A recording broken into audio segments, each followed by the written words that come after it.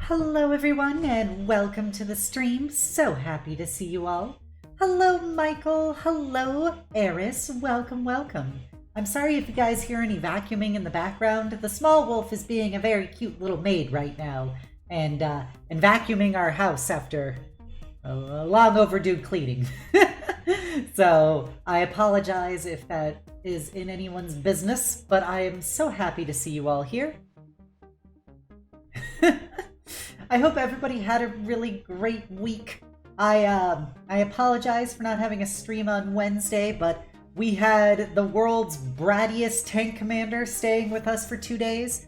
So we went to some museums with them, and we watched a bunch of World War I movies, and it was a good time. But I was very exhausted by the time that he left, so that's why I decided to change from Darktide to just an RPG read-along tonight, because I needed something more low-key. Hey Lindsay, welcome. But aside from that, the week was super slow, obviously, because we're going into a holiday. Thank you for shouting me out, Michael. As we're going into a holiday and everything here in America. So, things are generally pretty low-key during those instances. Aw, you're too sweet, Michael. No stinky tonight. Not a stink line in sight. No, let anybody tell you otherwise, Master Fail. No stink lines in sight. Obsidian not try hard arc begins. So that's kind of been the deal. I had a very low-key day today. I played some Guilty Gear Strive, beating some people online. Beat a bully Cydia. Hey, Music to Love, welcome. Thank you for the big huggle wuggles, Music. I'm waiting until Yuko's what's it called? Yuko's Streamiversary on the 29th, before I post up the little doodle you did for me. But if you want to post it on Twitter, that's totally fine, Music. I'll reshare it accordingly. I just hadn't posted on my Discord yet, but you are entirely free to post that. But yeah, Music did a great little doodle for me for the small wolf, indicating an inside joke we have about what Yuko's true appearance is like. So I did some Guilty Gear Strive, and then I did my art. I did art time. I watched a video talking about female body composition, like how to compose the body and stuff when you're drawing it. And it helped, but I still struggle. It was my first opportunity to do it, so I feel like going forward, when I practice it some more, I'll be better. But yeah, I had trouble. I had trouble measuring it a lot. So I did several mismeasurements, but I corrected it as much as I could, and I think it turned out pretty okay. And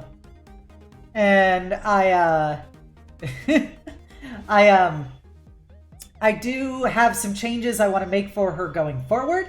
Some style changes now that I've drawn that character a few times. She's become my go-to model muse, so I don't just directly copy the references I'm doing. I try to make them about my Echo Knight in some way. Your JoJo music was awesome. I want a JoJo Cydia. You just have to keep in mind, Music, for all your JoJo drawings, that all of the stands are named after songs from like the 60s through 80s/90s, I guess. So just keep that in mind for when you're naming your manatee. I need to get a JoJo Cydia now for sheer menace powers, Music. I do have another doodle redeem worth of points I can do, Music. I can unleash that upon you. But yes, Graph Yuuko will be a thing. But yeah, so aside from that, I took my first day off of art practice break yesterday because I was exhausted from spending time with people for so long. But I did have lots of tasty food and tasty margaritas. And so yeah. So today I am hyped up, ready to roll. We're gonna do a classic Obsidia stream go to. We're going to be doing a D&D book read-along. We're going to finish the 3 big books of the Iron Kingdom setting. We did the core rules previously, and we did Nightmare Empire about Necro Pirates, Mecha Undead Pirates, and this time we're going to do Borderlands and Beyond, which is about the steampunk elves as well as some of the more like wild races of the setting. So that's the plan. So we're going to just be doing a read-along of the races, the classes, and if we have time, we'll talk about the items a bit. So if you have any questions about the stuff we're going over, or just D&D in general, just feel free to let me know. This is very casual, very chill, so kick back, pop open a cold one with the boys, and let's just I don't know, let's see what's on the agenda for tonight. Talking about D&D. Damn it, I fucked up my own intro. What's on the agenda for tonight? First of all, gender is a social construct. Secondly, we're going to be talking about D&D. All right, let's hop on over to a different part of the throne room. And we are gonna have classic background D's nuts. We're gonna have those classic what's it called? Beats by DJ Seahorse, the world's best VTuber DJ. Be sure to check them out on YouTube. Let me know if the music is too loud or too quiet. Gotta have a good base for all the food tomorrow. Excellent, excellent. Okay, so let me know if the music is too loud or too quiet. So here we go. If you weren't with us previously, Iron Kingdoms is a third-party Dungeons & Dragons setting, which is kind of like steampunk with magic, robots, and like guns. And so in the core rules, we talked about the main kingdoms of it, basically the British, the Russians, the French, the Italians, and the religious fundamentalists. And so then in Nightmare Empire, we talked about the undead pirates and their dragon god. Today we're going to be talking about the nation of Ios, which is where the techno-elves live, as well as going more in depth into people like the Trollkin and stuff, who are some of the wild races of the setting. So here we go. We got our Trollkin here. We have an Iosian elf with their goggles and comically large techno rifle, as well as a dwarf. Oh yeah, this book also has dwarves, the techno dwarves, and then the feisty wild goblins with their big old noggins. Everyone's an orc robot, always.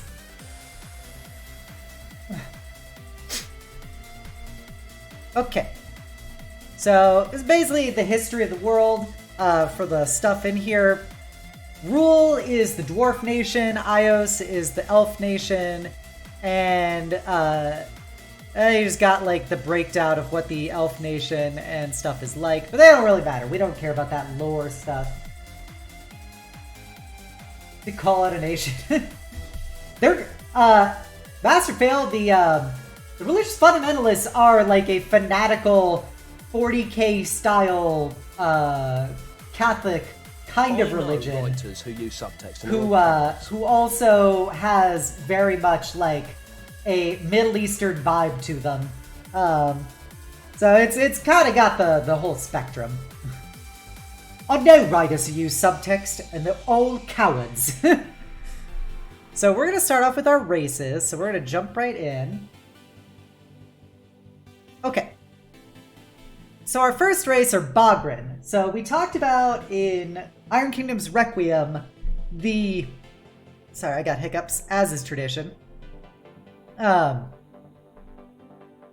We talked about in Iron Kingdom's Requiem the Gobbers, which are basically sassy little fast-talking British goblin people. So the British. And then the Bogren are like the feral version of sassy, fast-talking British goblins, so I guess the Welsh. So they have a bit of a stat difference from the normal goblins. So you get to, we can ignore racial stats since they don't really matter in modern D&D, but you're a small lad with a speed of 25. Their special ability is Beneath Notice. So you get the stealth skill automatically, and when you finish moving after doing a disengage action, you can immediately take a hide action. As long as you have concealment. Which is, it's not bad. It's a nice little 1-2. It'd be really good if you were, what's it called? It'd be really good if you were an actual goblin, because actual goblins have disengage as a bonus action racially. But that's it. It's okay. It's okay. Brave the weather. You have advantage on Constitution saving throws versus extreme temperatures or weather conditions. I'm not a huge fan of that. It's a very situational racial ability because it calls for specifically survival-based checks, which I'm not like a huge fan of mechanically, but could be worse. They get nimbleness, so you can move through the space of any creature that's the size larger than your own. We know that from Lightfoot halflings get that in normal D&D, it's a good ability. It's a good ability because it basically prevents you from ever getting blocked by a tank. Hey, Blaze Lantern, welcome. So you can always be juking around enemy spaces, poking people in the bottom, / beating up their spellcasters. They have superior dark vision, which is spicy. Hello, Vaughn, my master of wiggles. Thank you for the 23-month resub. You'll love to see it. Thank you. Got family giving over, so you can't stay, but I gotta wiggle. Vaughn, I hope your family understands that you gave up all of your bones for maximal wiggling abilities, and this is not even your final wiggling form. They speak basically Goblin, and an extra language. You then get to pick your subrace, which is based on either if you are a follower of the nature goddess or if you're a follower of the feral beast god. So if you go nature goddess, you get, during a short rest, you can make a poultice that as an action, you could just stabilize somebody. Just, not bad. Just get an instant stabilization potion. Not terribly bad. You also double your proficiency bonus to detect and disarm traps. And during a short rest, you can make a hunting trap using any items you have on hand in the local environment. Yes, Vaughn, always go all the way. Always go full wiggle. No bones allowed. So these are very situational abilities, but they're kind of neat in their own right. Trapper is really good if you're like a rogue and you're involved in a lot of dungeon diving and stuff, because being able to get a double prof bonus for disarming and detecting traps is pretty clutch. Also, I guess technically if you consider ambushes traps, which I know there's some rulings that they are, that could be useful to help, especially if you took alert on top of it. Also, I don't know why Twitch hates my tags so much. They're always against my tags. I'm gonna try getting rid of a bunch of tags. Maybe they'll like me and actually post them. So that's the Dunya route, the worm route. This is obviously a very combat heavy route. You get Backstabber, you get an extra 1d4 weapon damage on attacks against creatures that haven't taken an action this combat. So, very situational once again. You basically start off combat, and if you stab somebody, you get plus 1d4 damage. Not the greatest, because that's literally only the attacks you have on your first round. If, and here's the combo breaker, if you go Assassin route, and then you get Alert as one of your feats, so you're basically gonna auto grab Initiative as the highest person, and then you initiate an ambush. So you get advantage on all of your attacks that turn, which presumably is like 1, maybe 2. Then you also deal double damage, which is nice considering you do extra 2d4. It's a nice little treat on top of your normal abilities. And Harrying Strike. When you take the help action to aid an ally's attack, the creature you help deals an extra 1d4 damage. Not terrible. It's not a bad ability, you know. I don't see that many times that people actually do help actions for offensive, like, combat purposes. Usually, mechanically, it's better for you to just also attack than for you to assist somebody and give them advantage. But, you know, I guess if that's the support route you want to go, somebody has damage reduction situationally, whatever, it could be a plus. So that's the Bogrid. We now move over to the Pharaoh, which are pig people. Look at that piggo. he's quite a bore. Yay, my tag's posted finally. So as a pig person, the pigs of this world, the Pharaoh, are basically wild, mad scientist loot mongers. They love to snatch and bamboozle, and they're a bunch of wacky mad scientist pigs. Also, being 5 feet tall, 260 pounds, man, that is a thick pig. Oh, must be a heckin' rump roast. So you're medium-sized, you get 30 speed, standard, advantage on Constitution saving throws to resist diseases. That's kind of meh, that's whatever. Since diseases just don't come up that often, poison is significantly more common. So it's kind of a meh. Heightened olfactory, you have advantage on perception checks that rely on smell. So if you want to sniff out the stinkiness of your nearest try-hard person, this is the route to go. Once again, a very meh ability. Relentless Endurance. When you basically get the half-orc ability that if you get dropped to 0 HP once per long rest, you can just not. You can stay conscious, which can be very useful. Especially if you're a spellcaster or a barbarian where you need to have concentration up for your abilities. You have Tusks. So you can make your unarmed attacks deal piercing damage and are 1d6 plus strength. So it's not bad. Like, you just get a free always armed ability. So not like terrible, but I don't think it's a very good race personally. I think it's pretty meh. Some of the races in this are like very lackluster, and then you get some which are absolutely bananas, which we're gonna get to, specifically the Soulless. The Soulless is absolutely bananas. Idrians are basically, they're Middle Eastern nomad humans. They're kind of like Bedouin. Some of them converted to the fanatical fundamentalist religion, but others chose to keep living their thug life as desert nomad people. Their special ability are you're proficient with the Kopis and longbow, hunting rifle, and military rifle. So you get free weapon proficiencies, never bad. Because the advantage of getting free weapon proficiencies is that it gives you more variety for how you're designing your character. Like, a rogue becomes a lot better when they've got longbow proficiency, because then they get to sneak attack with a bigger weapon. People of the land, you have proficiency in nature and survival, and additionally, non-magical difficult terrain doesn't slow your travel, which is not bad, not bad. Once again, a very survival, situational based ability, but like not a terrible thing to have. Especially because you're already human, so you're getting all the human buffs already, since human is like objectively like the best race if you're going variant. But yeah, I would say it's not terrible. It's pretty okay.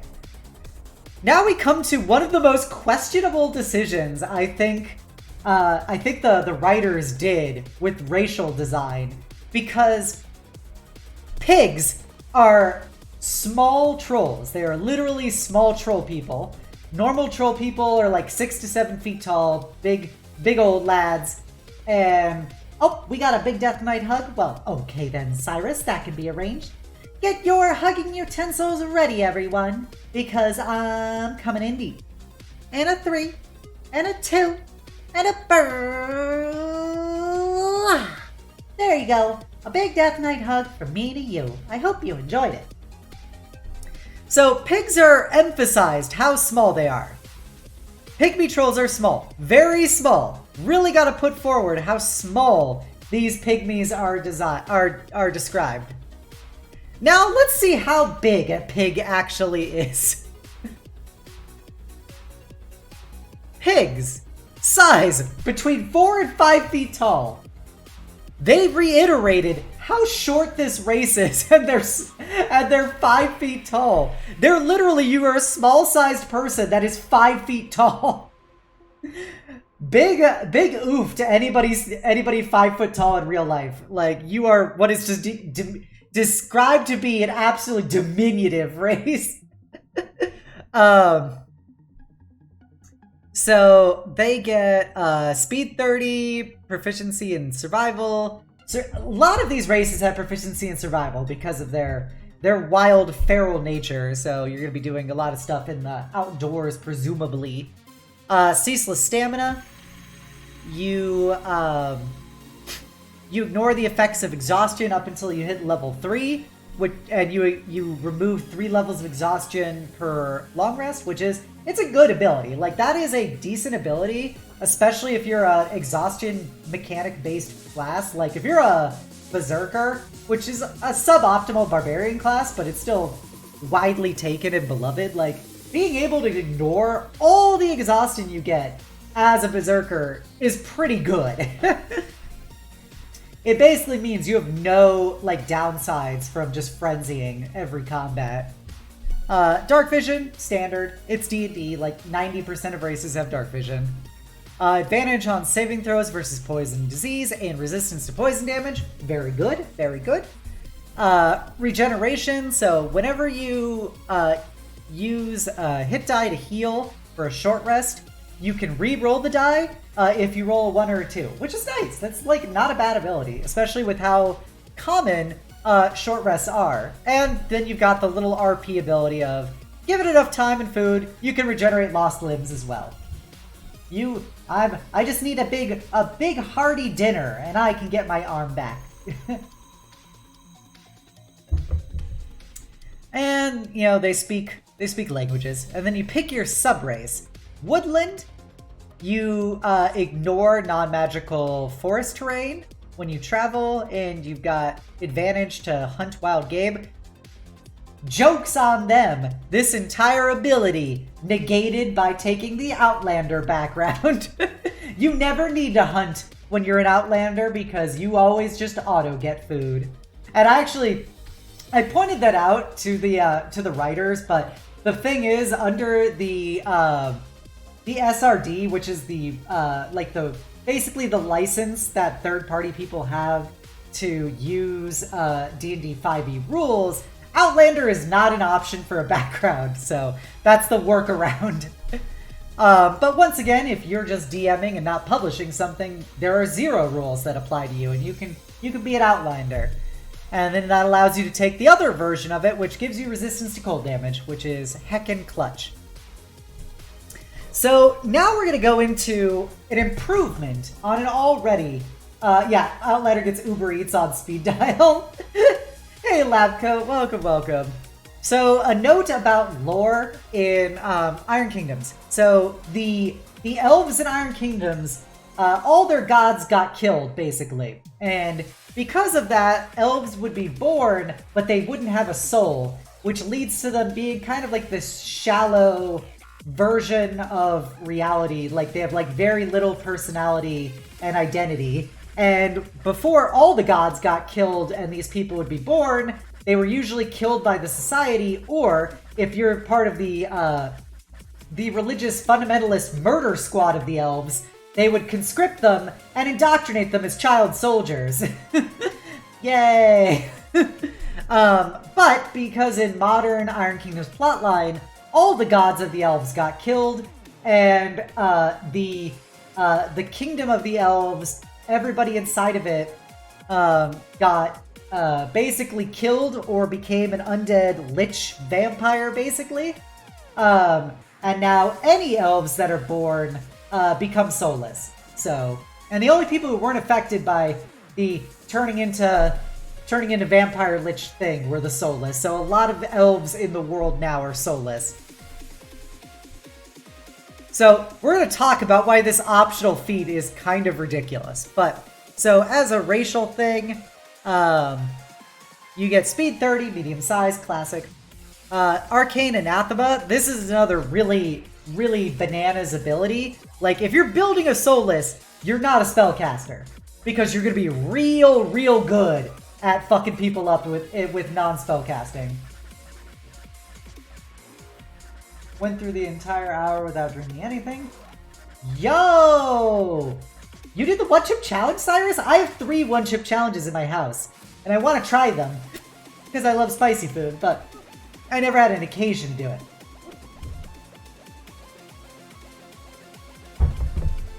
Okay. So Arcane Anathema, you can't cast spells, even if you take it levels in a class that grants the spell casting ability. So they're like, yeah, you're done. You're done. Like, don't take a spellcasting class, please, please. You're a fighter, a rogue, or a barbarian. That is your life. Or you could go ranger and just be like, spells are for nerds, I guess. Damn, hiccups. In addition, when you're targeted by a spell, you have automatically advantage on saving throws to resist the effect. If you're subject to a spell that allows you to make a saving throw to take only half damage, you instead take no damage. So you get built-in evasion. By not being able to cast spells yourself, you get auto built-in evasion. Which is bananas. Like, if you're going rogue or fighter with this class, Jesus Christ, you are fucking resilient. Especially in a setting where, like, everybody is a spellcaster. You having auto evasion is pretty cool. Dark vision, standard elf stuff. Auto proficiency and perception, standard elf stuff. Now we get the additional, like, ability why this race is so good for fighters and other classes. Hey Corey, welcome, welcome. Happy to have you, little chameleon. We're just doing a read-along of this book, going over classes and races. So, the Soulless and also normal Iosan elves have Martial Society, which lets you re-roll whenever you roll a 1 for attack rolls. I love spicy food, Cyrus. Don't tell me how to live my life. You also get auto proficiency with either 2 skills or tools of your choice, which is, yeah, it's neat. More skills is always good. So here's Arcane Void. This is an optional feat you can take, which is kind of nuts. So when a friendly creature within 5 feet of you is targeted by an arcane or divine spell, you can use your reaction to take damage as you shunt the arcane energy into your own body away from your ally. The allied creature is not affected by the spell, and you take damage equal to the level of the spell plus the spellcaster's proficiency bonus. If this damage reduces you to 0 hit points, the caster takes damage equal to the level of spell plus their proficiency bonus. You can use it once per short or long rest. So this is why it's nuts. Say, for example, your friend gets targeted by a disintegration spell. You activate your Arcane Void ability so that you now become the target of the disintegration spell, but instead of it doing like 15d6 damage or whatever, it only does like, I think it's 6th level is a disintegration. So we'll say presumably 9 to 10 damage. That's pretty damn good. It also makes it so you can absorb a magic missile and take significantly less damage from your friend. Also, you know, you can soak an Eldritch Blast if you're so inclined. So this is just a really good, like, bodyguard ability if you take it, because you can just shut down the alpha strike of a spellcaster against one of your friends. The Nis are like winter elves, winter samurai elves, and so you said you could also be a Nisian soulless. Alright, so now we go into the unique classes for this book, and then we'll go through all the subclasses. And there's some really kooky and kind of awesome subclasses in this book. So Bone Grinder is an interesting half-caster class. So the premise of it is you're a spellcaster, but you cast your spells by basically taking bits of people, and your whole mechanic is around harvesting bits of people and making magical talismans that you can activate to do stuff. So you're like an alchemist melee spellcaster. So you're a D8 hit die, proficiency in light and medium armor, proficiency with simple melee, simple ranged, and simple pistols. Constitution, intelligence, saving throws. Getting con as a saving throw is always good. Bone grinding, you basically harvest bits from monsters / people, and it lets you make stuff out of them. We all know how spellcasters work. You pick what kind of bone grinder you want to be at level 3. Cookbook. So when you have a cookbook, it's basically your list of all your formula for your talismans, and it's basically like a spell book kind of thing for your special abilities as a class. You get the ability to craft more rare talismans, 7th level. You can re-roll your ability to harness ingredients from dead people and monsters. They takes longer for your abilities to decay, rare talismans, and if you use a talisman, you basically get the pieces back for it, which is neat. Legendary talisman, and then just level 20 abilities are kind of pointless since nobody ever reaches level 20. So first path is bile. You want to be a path of bile.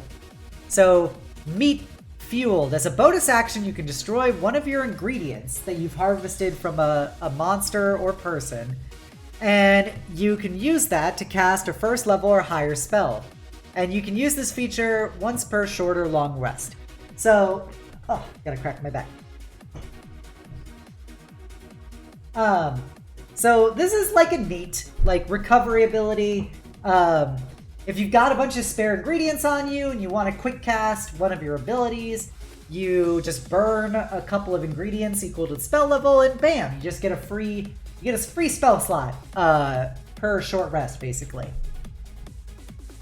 5th level, what doesn't kill you? You're now immune to the poison condition and have immunity to poison damage, which is pretty darn good. And your body produces toxic sweat. A creature that grapples you or contacts your skin must succeed on a Constitution saving throw against your spell save DC or take 1d4 poison damage. This damage increases to d6 at 9th level and d8 at 15th level. So you're sweating the stinkiest, most vile of sweat. It's hyper situational for the grapple ability, but being immune to poison damage in the poison condition is very good, since those are hyper common damage types and conditions. Made to order. When you roll poison damage for a spell you cast or an attack you make, you can re-roll any roll of 1 on the poison damage die. But you have to keep the re-roll. Additionally, as a bonus action, you can cause your attacks to ignore one creature's resistance to poison damage. So if you're synergizing yourself with poison enthusiastic abilities, which most of the damage spells for this class do poison damage. It's like poison or acid are the two main damage types of the class. So getting the ability to reroll ones is very situationally good. As well as the ability to be able to bypass an enemy's resistance to poison, since resistance to poison is one of the most common resistances in all of D&D. The ability to negate that for a class which does almost exclusively poison damage is pretty darn good. Name your poison. 15th level. As a bonus action, you can consume your ingredients to cast Acid Arrow without expending a spell slot. So basically, if you want to cast, you just get free uses of Melp's Acid Arrow.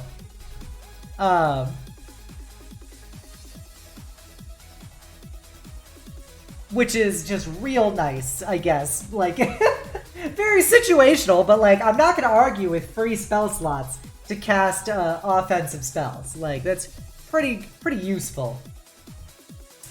Alright, Way of Bone. Might of Bone, a Blood and Bone. This class, while the other one is more focused on poison synergy, this one's all about chop-chopping people, using and buffing your melee attacks. As a bonus action, you can consume an ingredient to deal an extra 1d4 weapon damage on your attacks for 1 minute, which increases to d6 and d8 respectively. That's useful, like just getting it, because this class does get 2 attacks at level 5, so just getting free bonus damage is always nice. Dismember, when you hit a creature with a melee attack, you can immediately gain 1 ingredient from the creature, as you just chop off a little something something, which you're then probably gonna burn to do your bonus damage. Meat Shield! When you're attacked by a ranged weapon or spell attack, you can choose any creature that you can see within 10 feet of you to take the damage dealt by it instead. So if you wanna... So this is an important stipulation. Any creature. Which means it doesn't have to be a friend. You could just be like, nah, I'm gonna punt this damage over to a bad guy. Also, it doesn't specify that it can't be the person who did the attack. So if you're within 10 feet of the person making the attack, you can literally deflect the damage back at them, which isn't how this ability is presumably supposed to work, but I'm kind of about it now. You just got like the fucking enemy wizard cast Disintegrate, and you just go, by the way, fam. Okay, well, it's not Disintegrate because it's not a spell attack, but like, they cast Eldritch Blast and you just bounce it back into his stupid warlock face. Hilarious.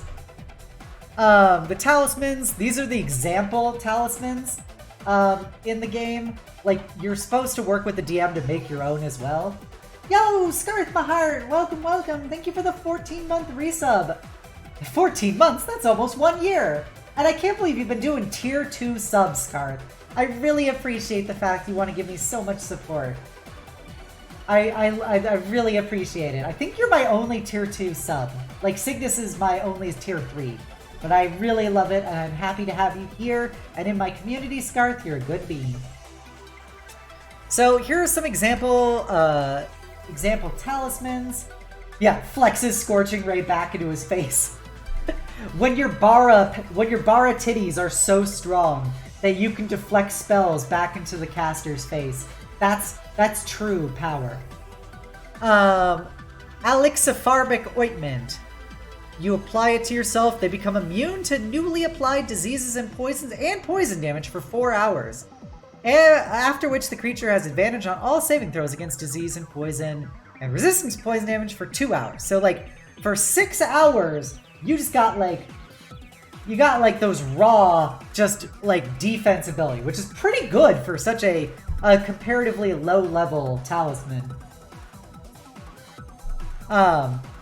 Got paid the T2 numbers. Yep. Feral Charm. A creature that wears this charm has proficiency in nature and survival for 24 hours. And if they're also a bone grinder, so if you make it for yourself. Oh, thank you, Scarth. I'm happy. Like, I always like, you're a great person, and I'm happy to have you here, and I'm always happy to send positive love your way. So, thank you for sticking around. You get advantage on nature and survival checks for 24 hours. So this is like a good, like, survival passive ability to chuck on your party. Just be like, hey bro, now everybody has survival. Gut Bomb. Stuff with has digested contents. As an action, a creature can throw a gut bomb at a point it can see within 30 feet. Each creature within 15 feet of that point must take a Constitution saving throw. Otherwise, they take 1d8 poison damage on a failed save, half as much on a successful. If you wait 2 days after you make it, the damage increases to 2d8 due to the fermentation of all the stinky bits inside of this grenade stomach. You can also, as you get higher level, make bigger fucking stomach bombs to throw at people, which is very silly. This is a very silly ability, but I like it. Sinew strips. If you consume a sinew strips, you gain 1 movement speed from the creature's ingredient was used to make this talisman. From a crypt spider, you get climbing speed. Hull grinder, you get swimming speed. Oh, I gotta sneeze. Bless me. So basically, you can kill a monster to give yourself or your party climbing or swimming, because it says specifically you can't gain flying speed. Heckin' cringe. Hey Tyler, welcome, welcome. Speaker's tongue. This is a spicy one just because of what it is. So you get the tongue of somebody dead, and you gain the ability to speak and understand the languages of that creature. So if you just kill like Bob in accounting, you now get the ability to speak English. And I just like, oh, yep, I chopped out his tongue. Real useful.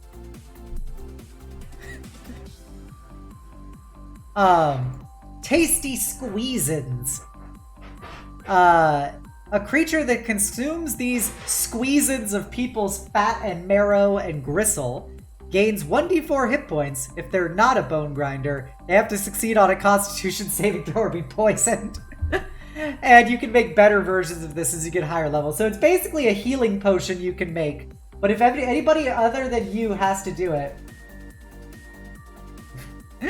you, they have to make a check. Otherwise they're just gonna get real sick while they're getting healed. Yep, you can eat an elf, get elf as a language. Theriac of Health, made from a heart or a liver that has regeneration. As a bonus action, a creature can consume this to immediately regain a number of hit points equal to the level of the bone grinder who created it, and reduce its exhaustion level to 0. That's pretty good. That's like a very good situational healing item. Because as you get higher levels of bone grinder, it gets exponentially better as a potion that you can toss somebody. And also dropping exhaustion to 0 is very good as well. And those were just the common talismans. So now we get to the spicier talismans. Fang Arrow. You make an arrow out of a fang. Spoiler alert. And it deals an extra 1d6 damage. In addition, you get advantage on perception or survival checks to find a creature that you have shot with this weapon. So you shoot him, and then you can track him down. Which is not bad, not bad. Especially if you're like hitting somebody who's invisible or whatever. If so, you better be good at French kissing. Phylactery of Venom. Bone Grinder who consumes this gains immunity to the source's creature's venom for 1d4 plus 2 hours. They also gain the ability to make an unarmed attack to bite a creature. On a hit, this attack deals damage as if the source creature had hit the target with any attack it has that deals poison damage.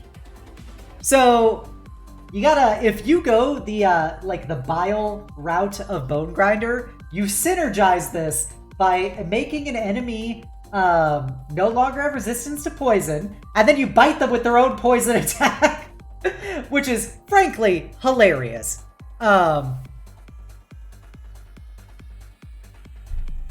Purulent Totem. Creature with a wasting disease. Bone Grinder who activates this talisman. Next successful melee attack deals an extra 3d6 necrotic to the target. Hey, Jarl Harvey, welcome, welcome. I hope you're doing well. Hey, Avi, welcome to the stream. We're just going through reading all of the abilities of the Borderlands and Beyond book. I hope you're having a good night. The power of Nom Nom and Uno Reverse. Yep, that's right, Saki. My talisman lets me Uno Reverse card people with poison. I hope you're staying warm, Lab Coat. I hope you're staying warm. So you get extra 3d6 necrotic, and that's what it does. You basically burn it to do 3d6 bonus damage. Waterloon. Somebody who breathes water as part of this talisman. You gain the ability to breathe underwater for an hour, which isn't bad. or until the talisman is out of the water for more than 2 minutes. So you activate it, and you get to just breathe water for an hour, which can be very situationally useful. Especially if you've used the talisman that gives you a swim speed. Hey, Fallen Knight, welcome, welcome! Always happy to have more knights in my stream. I hope you're having a good night. Welcome, welcome.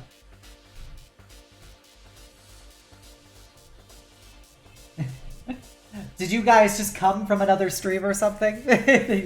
You both seem to know each other. If you're undead, a holy damage is poison, so that's not how that works mechanically. But, you know, that be how it be. Warding Flesh. A creature wearing a Warding Flesh talisman gets +1 AC and resistance to cold damage. If they're also a Bone Grinder, they gain resistance to one type of damage appropriate to the creature who was used for the bits. So, say for example, you're fighting, I don't know, like a lightning troll, like a troll who shoots lightning. You make a warding talisman out of it, you get +1 AC and resistance to cold, and you also get resistance to electricity damage, which is pretty good, pretty good. Now we go to rare talismans. Drake Lung. Any creature that has a breath weapon is what the Drake Lung is for. So you can kill a dragonborn and take his lungs. As an action, Bone Grinder can use the creature's breath weapon as though they themselves were using it, and they can do it 3 times. So, if you kill, like, an actual dragon, being able to breathe their breath weapon 3 times? Pretty darn good. Pretty darn good.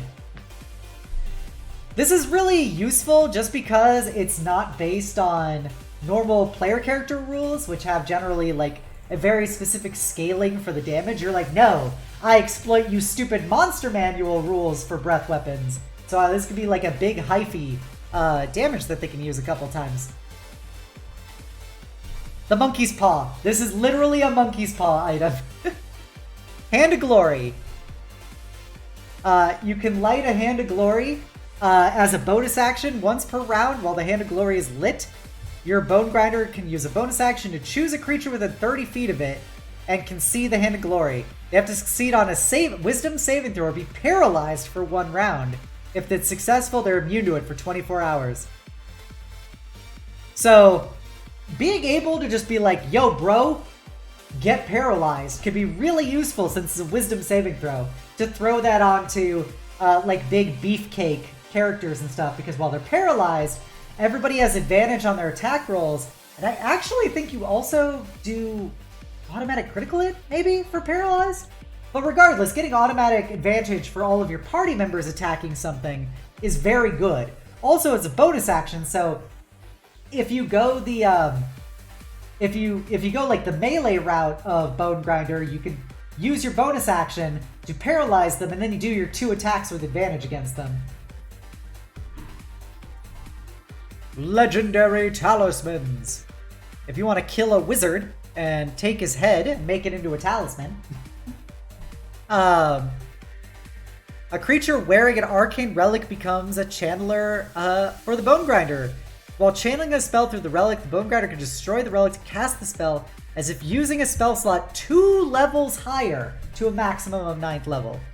So if I think you have to be like level 15 to be able to get legendary talismans, but like being able to cheat one of your 5th level spells to become a 7th level spell, pretty darn good.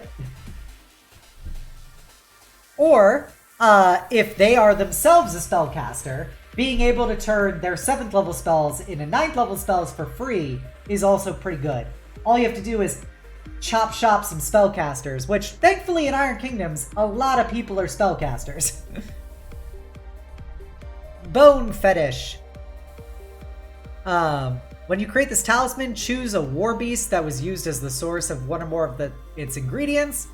A Bone Grinder can destroy the talisman as a bonus action to cast one of the animi available on the war beast. So an animus is basically an innate spell that certain specific creatures in Iron Kingdoms make available to warlocks, which is like a specific class in this, which is around like being a beast tamer basically. So it's okay. It's an okay ability. Being able to basically cheat yourself free spells is always good. Necklace of Feathers. Thought Bone Fetish was gonna be. So basically you take a flying creature as a bonus action, you gain a fly speed equal to your walking speed that lasts for 4 minutes. It's not bad. It's not bad. And they don't have to be consecutive, so you can fly selectively, which is useful. It's a very, very utilitarian ability. Rattlesuit. You make bone armor. When you activate the Rattlesuit of bones, the wearer's AC becomes 16 plus Dex mod. Not bad. A Rattlesuit takes 1 minute to put on and take off. It's considered light armor, so you don't have disadvantage on sneaking and everything. Any creature that hears the approach of you has to succeed on a wisdom saving throw or become frightened for 1 minute. I too wear bone armor. And they can try and recover from it each turn. You do get disadvantage on stealth checks from the rattling of your armor, I guess. It lasts for 2 hours. That's kind of neat. I'd say it's pretty meh compared to some of the other abilities, but could still be useful. Like 16 AC, since you're proficient in medium armor, means that your highest you'd normally have is 14. So getting 16 plus Dex could give you much higher AC for a couple hours. And it's comparatively pretty easy to make because you just need skeletons. Scorn Post. Planted in the ground, a Scorn Post curses a 90-foot radius sphere, causing all creatures in that area to have disadvantage on wisdom or intelligence checks versus the Bone Grinder's allies. Kind of meh. It helps for sneakery and stuff, but aside from that, it's not very useful. Since it's not to saving throws. Alright, Shaman. Shaman is kind of like Cleric, but more focused on buffing than like being super tanky, basically. You're a feral cleric. It's important to know that like Druid as a class doesn't really exist in Iron Kingdoms. It like mechanically you can still be a druid, but it's kind of discouraged as the norm. Actual druids are either a shaman or they're a special DLC class I bought called a Blackclad, because the druids in Iron Kingdoms are actually eco-terrorists. So Shaman is a full spellcasting class with D6 hit die, so you're squishier than a cleric, with only light armor and simple melee and ranged weapons, wisdom charisma saving throws. You're a wisdom spellcaster. Alright, so you pick your shamanic domain. You either get to go the healing support route or the DPS feral route for your domain. And your domain will give you your shamanic rights, which are basically buffs that you get to activate so many times per day. You also get domain spells, as is tradition.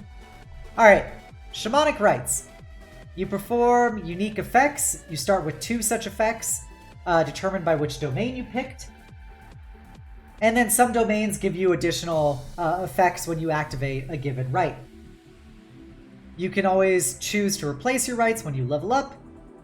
You choose which effect to create, whether you want to do like a positive or a negative thing, and you get them back on a short rest. So it's a very quick turnaround for getting these rights, which is kind of the core of the class. Saving throws, etc. And then you get the ability to use more of them per rest period. ASI, rituals. If you perform a shamanic rite, you gain a plus wisdom bonus to your AC until your next turn. Not bad, not bad. Like, because you're going to be doing these abilities anyway, so getting free AC out of doing it, pretty good, pretty good. 8th level, when you do a shamanic rite to cast a spell without expending a spell slot, the spell you cast in this way must... Oh, so you basically, you don't want to use one of your shamanic rites you can burn a rite to instead cast a spell of any of your spell slots, which is not bad because you are a 9th level spell limit.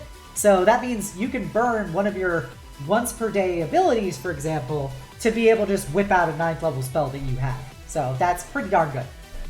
Because that allows them to scale as a resource better. 10th level, you gain a new Shamanic Rite.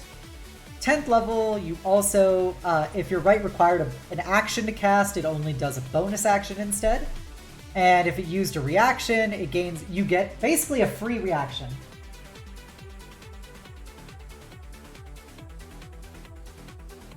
We do. Sorry guys, give me 1 second. There we go. Sorry.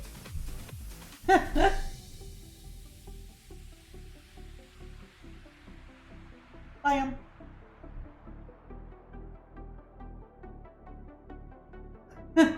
What is my night level spell limit? Well, if you're a paladin, that would be 5th level. So yeah, getting a free reaction, like for a reaction-based ability, pretty useful. Pretty useful. So, I think that's pretty nice. Ritual wards, you have advantage on saving throws against spells or other magical attacks whenever you do a Shamanic Rite. Nice, nice. Unbound rituals, you can expend a spell slot of 6th level or higher to regain your Shamanic Rites. So you basically get the trade-off system. I don't know if it would be worthwhile for you to trade your rites, to trade your spell slots of 6th level or higher for your rites, unlike the reverse. Hey Luna, welcome, welcome. We have a mod or a VIP there. Can you please shout out Luna? She's a really good cyber knight. Very gay, very sword fighting. I saw you beating people up. It was fun to watch.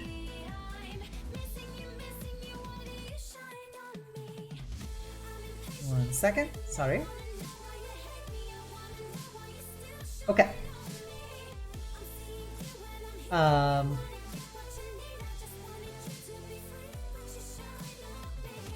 Do Master of Rites. So 20th level ability, meaningless, but you basically get better stuff for your rights at 20th level. I guess I'll do it myself. Raise a girl, a Luna. What? Oh, I did the wrong button. My bad. So you can go the matron domain. You can literally have your class be mommy. You are the mommy class. So this is the support healing class version. Yeah, counterspell, which is nice. Getting counterspell is always good. Blessing of Health, you get some of these specific buff and healing spells that are in this book, which are pretty neat.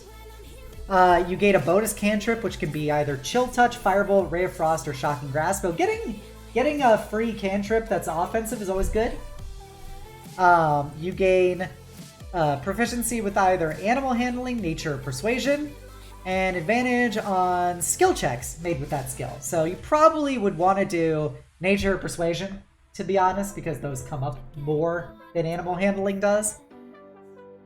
And you get the specific Shamanic Rites based on being the Mother class, which is, as a reaction, when you or a friendly creature within 60 feet of you regains hit points, you or that creature also gains temporary hit points equal to 5 plus your proficiency bonus.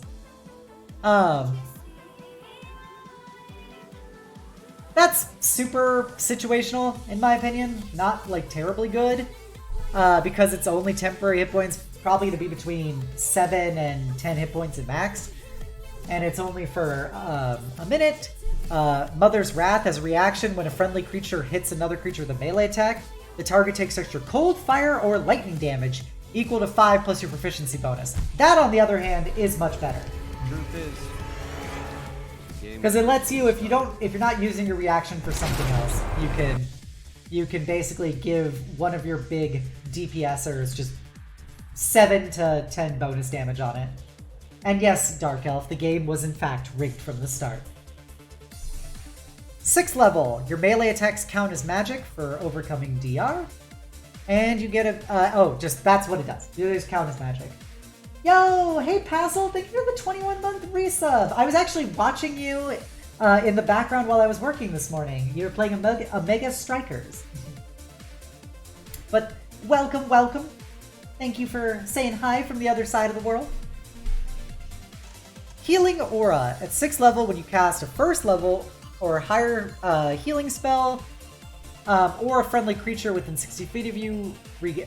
sorry. If somebody regains hit... This is very poorly phrased. Guess who just waltzed into the Legion camp and murdered Caesar? Good man. Good man. Yes, Among Us strikers. So basically, if anybody gets healed by you or somebody else, they auto-heal 1d4 plus proficiency bonus. Which is pretty good. Getting free healing without having to expend real resources is always a plus.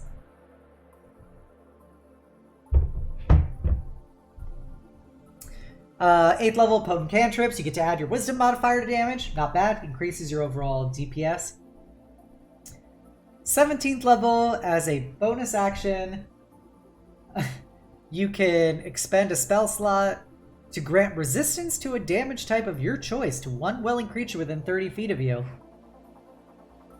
You can expend a spell slot of 2nd level or higher to either affect another creature or gain an addition. Damn! So you could be like, hey bro, I'm gonna make people just have damage resistance to like slashing or piercing or bludgeoning, for example.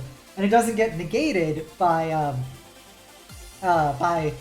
magical weapons. So that is actually situationally useful, especially for something 17th level that actually has practical benefit. Predator Domain. This is if you want to be big, hyphy, angry, DPS style priest. You get a bunch of buffs oriented around DPS stuff. You gain proficiency with martial weapons, medium armor, and shield, so you become a better tank. You still only have D6 hit points, so you're still limited by that. Devourer's Hunger. When you reduce a creature other than a construct to 0 hit points, you can use a reaction to nom its blood or flesh. If you do so, you gain temporary hit points equal to your shaman level plus your wisdom modifier. Additionally, your hit point maximum increases by 2, and increases by 2 again whenever you take a level in this class. So you get toughness, you get like super toughness for free. So I guess this kind of balances the fact that you have D6 hit points as a tank with medium armor and shields, because now you have plus 2 hit points every level. So you're essentially a D8 hit point class, which makes you comparable to a cleric. Your rights are Blood Trade.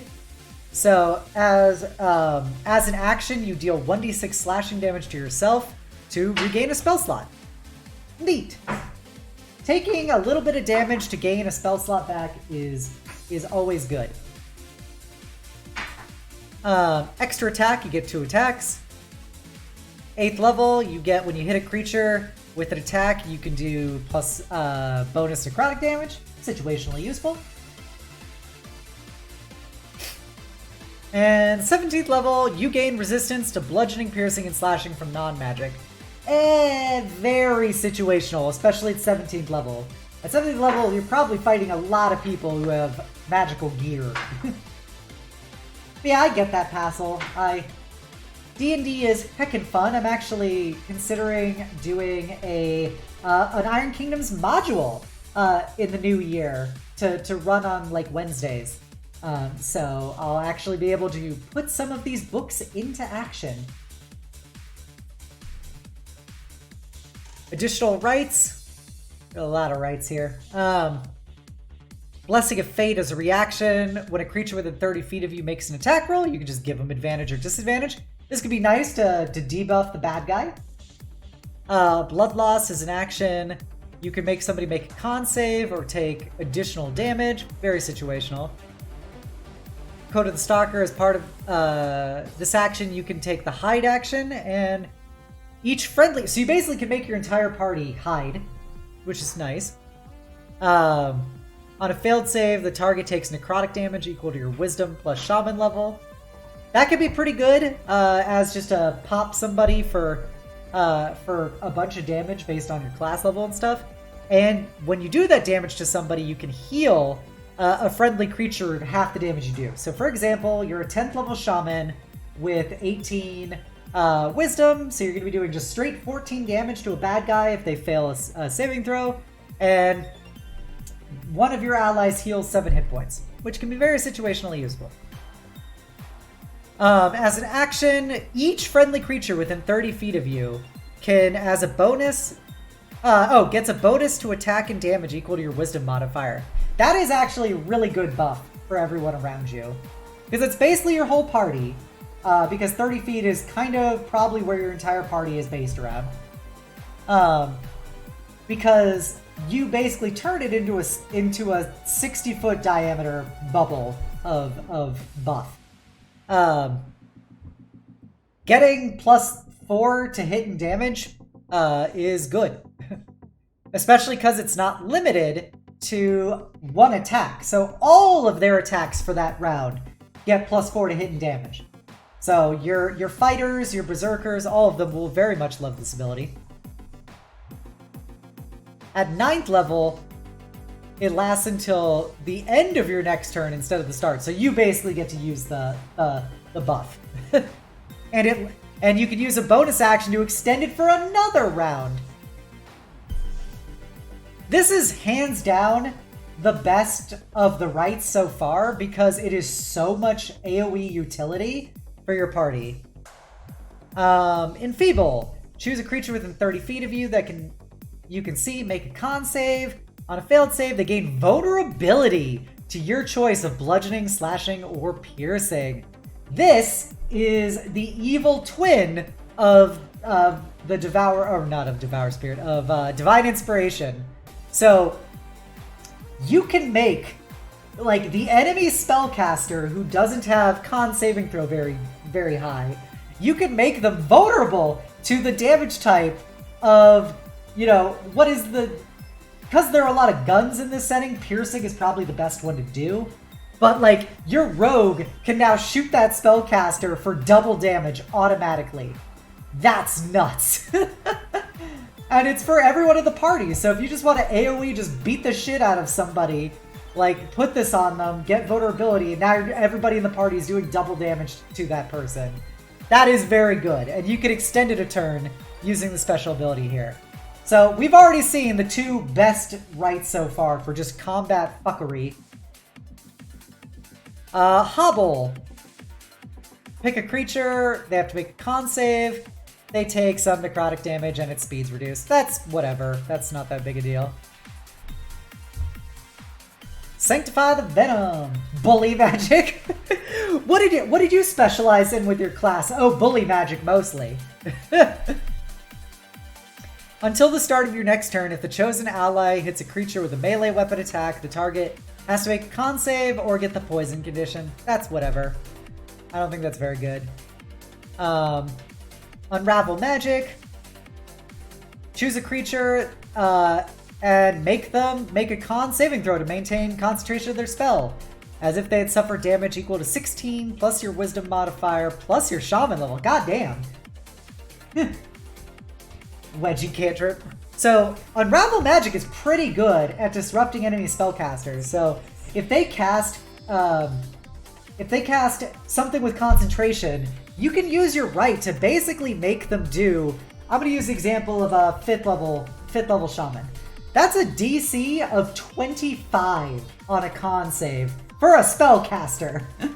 That is, you're basically going to shut down any concentration spell that you want with that ability, which is good. Like a paladin who has Shield of Faith on, shut it down. Wild Communion, you can buff a War Beast. Very situational because you have to have a Warlock in the party. Also, look at this. Look at this Chad titty right here. Truth is, the game was rigged from the start. Looks like handsome Squidward with boobs. And yes, the game was in fact rigged from the start. That's what a female troll kid looks like. So we're not going to go into Warlock because I don't like Warlock. It's like an okay class, but it is fairly complex, and I don't think super good. But it's all about basically being a pet class to having big angry monsters that you use to cast spells from is the kind of the core of the class. This is just cool artwork. Okay, so now we go into special subclasses for what are normal like classes in D&D. So, Passel, there are two different kinds of warlocks in Iron Kingdoms. There's traditional D&D warlocks who cast Eldritch Blast, but then there's also a Iron Kingdoms warlock, which is a pet class. It's a term from their setting, which just also happens to be a class in normal D&D. So there's just the distinction between like Iron Kingdoms warlock and SRD warlock. So here we go for barbarian subclasses. Long Rider, do you want to be a barbarian who rides a mount? Well, here you go, Cavalier Barbarian. Goad the Beast. At 3rd level, when raging, you can use your bonus action to have a mount you're riding make an attack. Not the Warcaster. Warcaster is in a different book, Luna, and it is also not good. It's not good for different reasons, but also similar reasons. Out of my way, at 3rd level, while you're raging, if you move at least 20 feet straight towards a target, and then you or your mount hit with a melee attack, the target must make a strength saving throw, or they're pushed 10 feet away from you and knocked prone. If this movement causes the target to enter a space occupied by another creature, that creature takes damage equal to your strength modifier plus rage damage. This is just free damage as you just fucking shoulder check a guy as you're riding in on your angry sheep. Yep, riding your giant Shiba Inu. Halfling on a riding dog, they're just barreling into people. 6th level, you get Ride by Attack. If you hit a creature with a melee attack while raging, the creature can't target you with opportunity attacks until the start of your next turn. So you just basically bonk them, ride on past them, bonk other people. 10th level, Bone Crusher. While mounted, you can move through a space occupied by large or smaller creatures if all those creatures are prone. When you enter a prone creature space, your mount can make an opportunity attack against the prone creature. If the attack hits, the target takes extra bludgeoning damage equal to your proficiency bonus, as you basically just stomp on people who you knock down. Ride a giant Wooloo into people? That would be adorable. I would imagine, though, if you're riding a Wooloo, it has to do its roll, and so you'd have a rotating saddle around all of its fluff. No, the Barbarian cannot count as a mount, Passel. 14th level, Mortar and Pestle. When you make an opportunity attack against any creature that moves at least 5 feet while within your reach, on a hit, they get knocked prone. So you just shut somebody down. Not a bad ability. This is overall, like, it's a very stylistic way to play Barbarian, but it's pretty good. It's pretty good. Now we come to, like, a really fun version of Barbarian, because, hey, you're a Barbarian. You know what you've always wanted to do as a Barbarian? Be a spellcasting Barbarian. Well, now you can! So, Path of the Rune Shaper. You basically become a wisdom-based spellcaster, who even gets cantrips. Like, there's specific cantrips for the class and stuff, but they also gain some kind of druidic spells. And you get to cast spells while you're raging. So you're a $1.25 spellcaster, but you get to cast spells while you're raging, and it's a wisdom-based class. At 6th level, you get the ability that if you hit a creature with your first attack while raging, you can then cast a cantrip or 1st level spell instead of doing a second attack. Barbarian casts Bonk indeed. And then you get the ability to cast higher level spells as you get higher level in the class.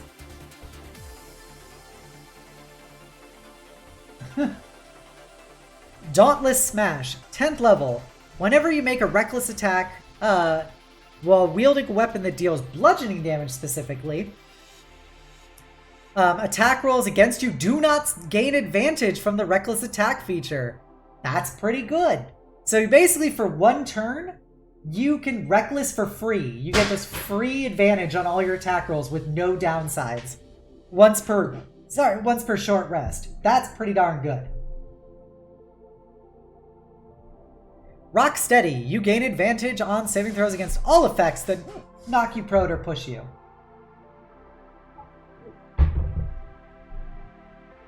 Ah, 14th level, Earthen Master. As an action or by replacing an attack as if you were casting a first level spell with the Ruthless casting feature, you can do one of the following, and you can do this a number of times equal to your Wisdom modifier per long rest. Raise or lower Earth. So you can just raise or lower the earth or natural stone within 5 feet of you up to 10 feet from ground level. So, you basically at this point, you are straight up a earthbender from Avatar. And you just drop the earth 10 feet next to you, putting somebody in a pit, making them take 1d6 damage, or you shoot them up, or you shoot a friend up in the air 10 feet to allow them to, I don't know, jump over a bad guy or something. Tectonic Shift. Each creature standing on natural earth or stone within 5 feet of you has to make a strength saving throw or be pushed 10 feet in the direction of your choice.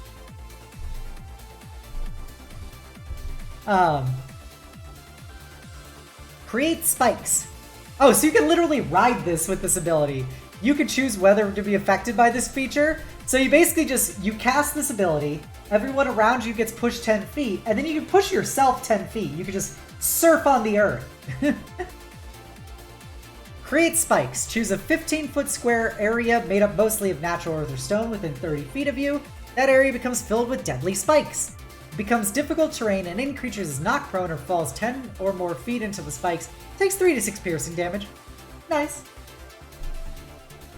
Earthen Rage. Your spell save DC is increased by 2 while you're raging. So I like this class. I think it's super cool to be a spellcasting barbarian. I definitely think this has good play in a campaign. Path of the War Chief. Do you want to be a leadership barbarian?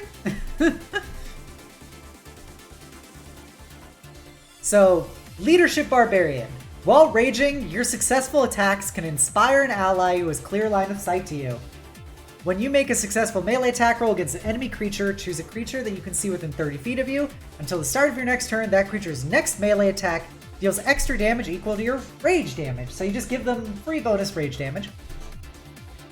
6th level, Bravado. Your ability to recite the tales of your people is pretty poggers. You gain advantage on intimidation and persuasion checks. And while you're raging, friendly creatures that you can see or hear have advantage on saving throws to avoid being frightened. 10th level, you get Battle Cries. Warrior's Cry. While raging, you can issue one of the following commands as a bonus action. You can use this feature a number of times as you can rage per day and you regain all expended uses when you finish a long rest. Loktar Ragar. Strike them down. Each friendly creature affected by this can use its reaction to make a melee attack with a melee weapon after it is attacked by an enemy creature. It has to target the creature attacking them.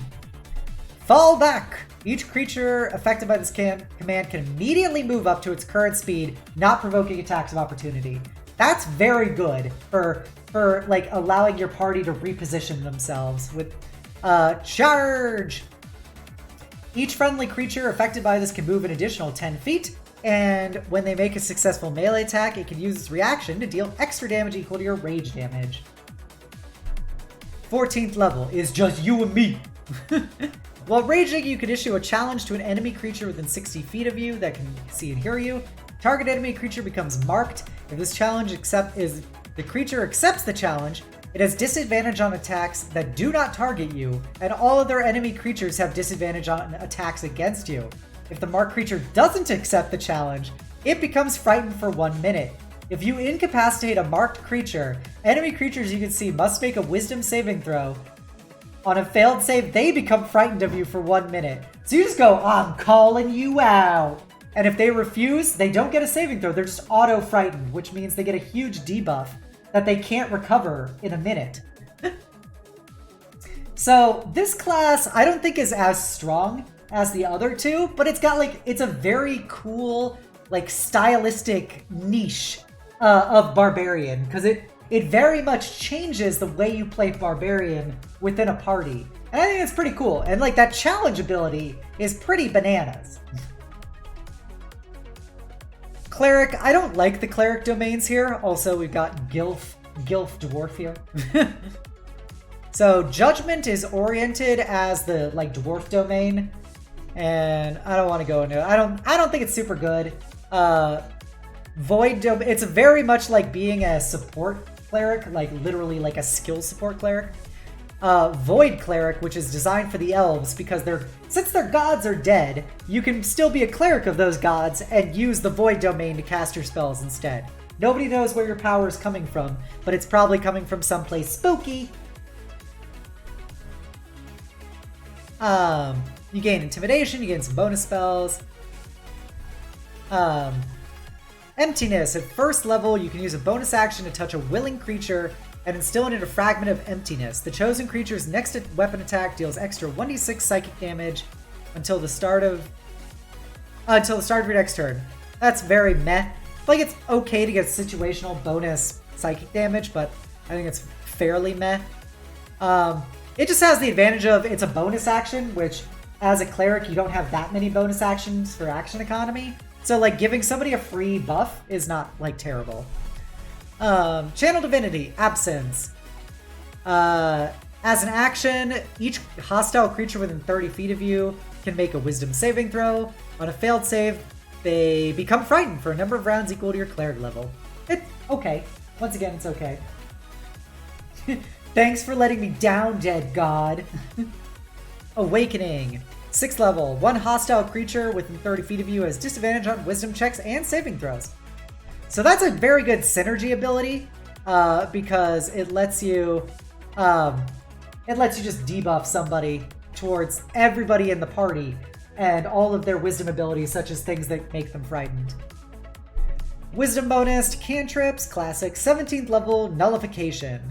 As a reaction, you can cause spells cast within 30 feet of you of a level equal to or lower than your wisdom modifier to have no effect. So if you're we'll say you're level 17, so you've got 20 wisdom, you can just shut down you can make it so any 5th level or lower spells just don't work within 30 feet of you, which is pretty useful. Fighter. Now we come to, when I first looked at this class, I thought it was a very not good fighter class, but we're going to go through it. So this is a fighter subclass called Risovas. It's supposed to be, there's a special form of basically Ice Elf martial arts, which is what this fighter class is based around. So at 3rd level, you can strike with unerring accuracy. When you attack using a weapon with the finesse property and miss, you can use your reaction to reroll the attack roll. If you hit on the second attack, the target takes extra weapon damage equal to your proficiency bonus. You can use this feature 3 times per long rest. Not terrible. Getting rerolls to your attacks is always useful. That armor, though, does look fucking baller. More example is steampunk elves with their steampunk revolver rifles. And goggles, obviously. You always have to have goggles. Armored expertise. At 7th level, your speed is not reduced while wearing heavy armor, even if you lack the strength requirement for it, and you don't have disadvantage on dexterity saving throws while wearing heavy armor. So here's the problem with this ability. Presumably, you're supposed to use this to wear like full plate without any debuffs. However, as this class is oriented towards finesse weapons, you're already going to be a dex-based fighter, which means you're probably better off wearing medium armor anyway, because at highest level, your medium armor of, we'll say, the breastplate, because obviously you're going to do a breastplate eventually. So 14 plus your dex bonus of 5 is going to be 19, which is better than wearing full plate, which would give you an AC of 18. So I think that in the end, it's still better. Like, this ability is kind of useless. 10th level, Blade Shield. When a creature that you can see targets you or a friendly creature within 5 feet of you with a ranged attack, when you have a finesse weapon, you can use a reaction to make the attacker roll with disadvantage. Not terrible, not terrible. It's an extra use of your reaction, which at this point your character has a lot of reaction uses, so it's probably, you're going to be just choosing between, do I want to deflect around on somebody or do I want to make sure my attack hits? So I don't think this ability is also like super useful, maybe a little situational. Warden, 15th level. When a hostile creature you can see hits a creature within 5 feet of you with an attack, you can use a reaction to move up to your speed towards the attacker. If you end this movement with the attacker within range of your melee weapon, you can attack. So this ability, it's good if your friend gets shot, because then you get to immediately charge the enemy and bonk them. But like, once again, you have too many uses for your reaction with this class. You're going to be constantly running in the issue of having, like, what do I use my reaction on? And it makes this very, very divided in, like, the rationale for the class itself. Very meh. 18th level, if you're dropped to 0 hit points, you can use your reaction.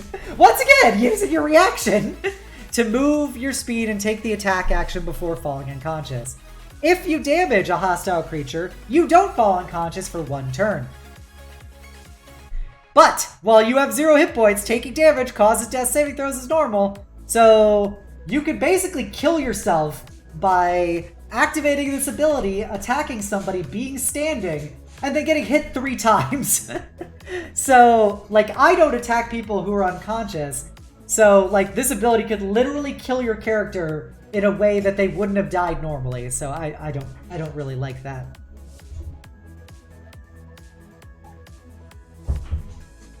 So as a whole, I think this class is very lukewarm. It's a very lukewarm class. Trooper. Focus Fire. You have, beginning at 3rd level, you gain proficiency with simple and martial firearms, and when you make a ranged attack against a target that has been the target of a friendly creature's ranged attack, you get to add your proficiency bonus to the damage roll. Additionally, when you make a ranged attack, you can re-roll the attack roll if you miss, once per short rest. That's not bad. Especially in a setting where there's so much firearms and ranged weapons, that's actually really good synergy for the class. If you're playing like a gun fighter. Not to be confused with the gunfighter class, which is a different class. Form ranks. At 7th level, when a creature is in 5 feet of you, each of the friendly creatures within 5 feet of you gain +1 AC. So you stand side by side with somebody, you each get +1 AC. Neat. Combined Arms, 10th level. As a reaction, when an enemy creature moves within 10 feet and you have a ranged weapon equipped, you can immediately make a ranged attack targeting that enemy, and then switch your ranged weapon to a melee attack before the enemy creature makes an attack roll. If your ranged attack hits, the target has disadvantage on its next attack roll. You can use this once per short rest. In addition, you gain the Great Weapon fighting style if you don't already have it. So that's actually not a bad ability. It's not a bad ability because it allows you to use a reaction to use your most powerful attack action for your class, which is going to be a gunshot. And then you get to draw your melee weapon, which logically you probably should just have a bayonet on your rifle, and so you can just use that. But I guess if you have a greatsword, getting Great Weapon fighting would be useful for the Great Weapon fighting style. So that's actually, it's a good ability. That's a very good use of a reaction. Once per short rest. 15th level, Vengeful Retaliation. When enemy attack damages a friendly creature within 10 feet of you... once again, we're at the using too many reactions classes. You say that, Luna? There legitimately are gunblades in Iron Kingdoms. Like, the elves have gunblades. Because of course the elves have gunblades. They have to be peak anime. So as a reaction, when an enemy attack damages a friendly creature within 10 feet of you, you can move up to 10 feet and make a melee weapon attack against the enemy. You gain +1 to attack and damage rolls for this attack, and movement doesn't provoke attacks of opportunity. That ability is what we like to call straight garbage. Because it just goes... First of all, it's like, why am I doing this instead of this with my reaction? And, like, moving yourself more into melee is probably not good. It'd be better to just hold your action and shoot somebody next time. 18th level. If your first attack during the first round of combat is a ranged attack, you can immediately take the dash action before you make your second attack. Move at least 10 feet straight towards a target, then hit it with that attack. That target must succeed on a strength saving throw or be knocked prone. That is very lukewarm. That is a very lukewarm ability. So this class has 50% good abilities. Gunfighter. So Ghost Sniper. This is specifically the elf style of sniper. So you're a gunfighter with a rifle, so fire and fade. At third level, when you hit a hostile creature with a ranged weapon attack, you can use your reaction to make a hide action. So it helps you ambush people by being able to like shoot somebody and then make it so they can't shoot you back by sneaking away. Long shot. The normal range of any rifle you wield increases by a number of feet equal to 15 times your gunfighter class level. So basically, your range becomes unlimited for all combat purposes. Because, like, most combat isn't going to happen more than, like, 60 feet away from you. So you have range unlimited.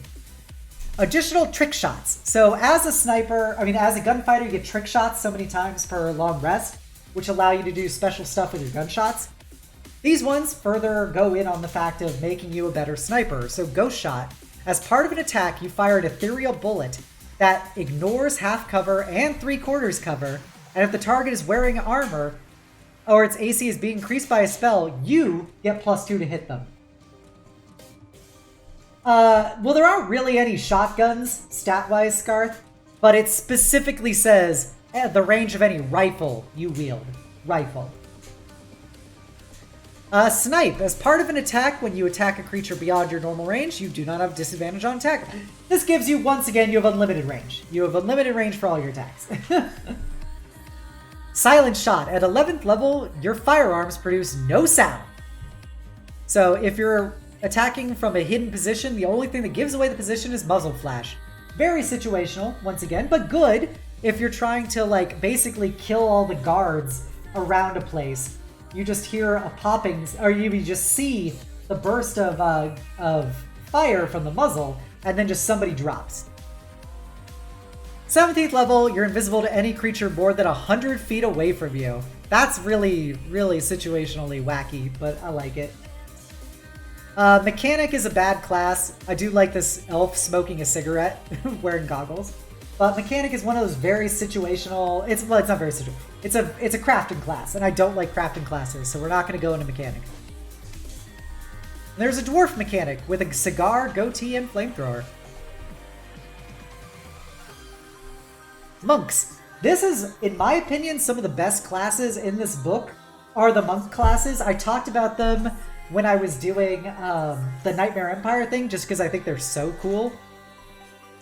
So, Way of Liss Healing. This is for monks specifically. It's an elf martial arts style where you get to use key points to cast healing spells. So you're a support monk. So you get your key points and you get to cast a whole bunch of different healing spells, which is very useful. It's a very useful, like, variant of playing a monk, especially as, like, a support monk. Way of the Battle Mage. This is my favorite just because it's so anime, and I love it. So you're a monk, but you wear giant mecha gauntlets of force damage. They're literally magic mechanical gauntlets that make your unarmed attacks do 2d4 bludgeoning, which will generally be better than your unarmed damage for a significant time. You also can use your key points to cast Force Bolt, which is basically a ranged attack that does force damage, which is good. At 3rd level, you can, as a reaction, spend a key point to cast Shield. So you're a monk who can cast Shield, which is also really good. because that drastically increases your defensive capability and tanking ability. Because you're already currently Dex plus Wisdom modifier. So we're going to say, for example, you probably have 16 AC base as a monk because you have 3 Dex and 3 Wisdom. So this gives you, situationally, you can pop up a 21 AC. No big deal. Additionally, you take half damage from weapons with the AoE property, which is like grenades and stuff. Force Adept.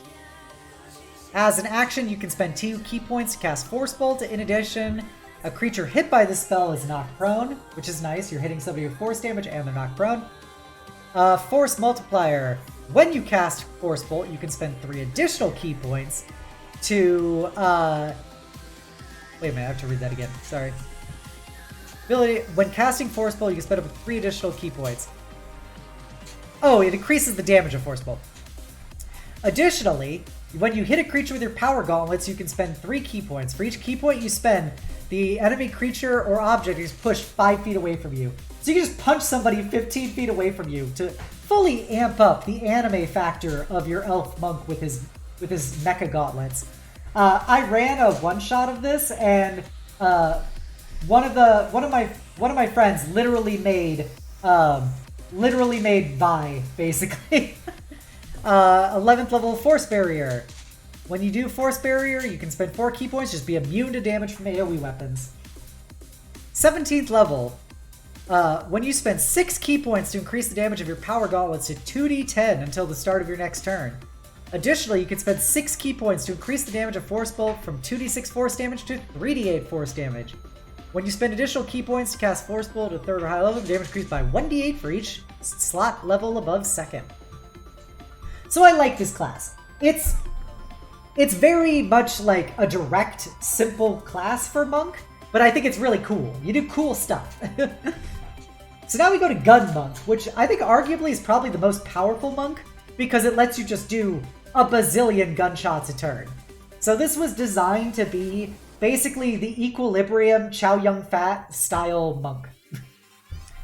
So you gain proficiency in simple pistols and martial pistols, or simple rifles and martial rifles. At 3rd level, when you make an attack with Flurry of Blows, you can replace one of the unarmed attacks with a firearm with the light property. So you can punch somebody 3 times and then shoot them once while you're punching them with your pistol. Fistful Blasting Powder. 6th level, the first time you do damage with a firearm during your turn, you get to add your martial arts damage die to the damage roll, which is very good. Look at him. Pop. Iron Robe, 6th level, you gotta be using your trench coat as you unload in people with all of your pistols. You can use your Step of the Wind.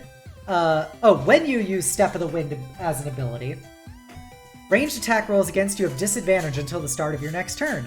In addition, when you use your Patient Defense, you gain resistance to piercing damage. You literally go Matrix. You're Matrix Monk now. Singular Focus, 11th level. As a bonus action, you can choose to ignore half or 3/4 cover and disadvantage due to long range on your next firearm attack roll. So you can snipe somebody. Once you use this feature, you can use 4 key points to use it again. 17th level, Fateful Shot. When you hit a creature with a firearm attack, you can spend 3 key points to cause one of the following effects. You guide the bullet on a path that waves through all the creature's vital organs. The attack is treated as a critical hit, and the creature must succeed on a con saving throw or be stunned. Or you guide the bullet out of the creature and through the bodies of others nearby. Each hostile creature within 10 feet of the original target must make a dexterity saving throw, or take half the damage of the original target. You literally magic bullet them. So here's why this class is pretty good. So say you're obviously gonna go full in on the meme of this class. So you're dual wielding pistols. So you dual wield pistols. So with your monk ability, you have 2 attacks base. So you're shooting somebody twice with your pistols. You then do your flurry of blows to punch somebody once and then shoot them a 3rd time with your pistols. So there's no point in dual wielding, obviously, because you're using your bonus action to do flurry of blows and stuff. But I guess if you do dual wield, you can choose to either do Flurry of Blows or just to shoot somebody a third time. So it's a very good subclass. I think it's hands down probably the best monk subclass in the game for raw damage output, because like firearms base do, like a pistol, like a revolver, does 1d10 damage. Paladins! Look at that little dwarf. Look at that little armored dwarf. I don't like this oath. I'm not going to go into it.